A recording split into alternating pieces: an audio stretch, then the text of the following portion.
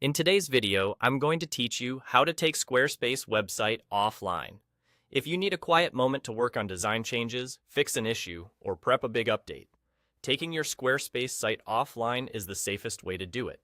This won't delete anything or cancel your plan.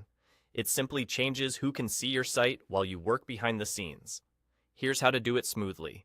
From your site's dashboard, look down to the bottom left corner and click the small gear icon. That opens your site's settings panel, which is where Squarespace keeps all the controls that affect how your site behaves and who can access it. Inside Settings, select Site Availability. Think of this area as your site's visibility switch. It's the place that determines whether your website is open to the public or kept hidden while you make updates. Once you're there, change the setting to Private. The moment you set it to Private, Squarespace hides your site from public view. Visitors who try to access your URL won't be able to see your pages, while you and any invited contributors who are signed in can continue editing as usual.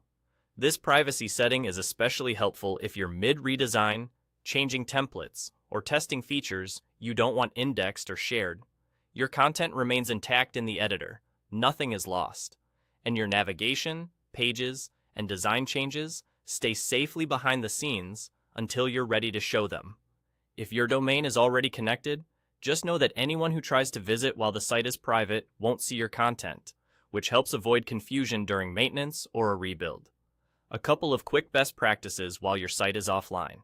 Pause any marketing campaigns or scheduled posts that point people to your site, and leave yourself a clear reminder to bring the site back online when you're done. If you're collaborating with a team, let them know the site is private so they understand only signed-in contributors can view and edit content during this period. Interfaces can change slightly over time, but the key idea stays the same. Open settings using the gear icon, go to Site Availability, and switch to Private. When your updates are complete and you're ready for visitors again, return to the same place and set your site back to public.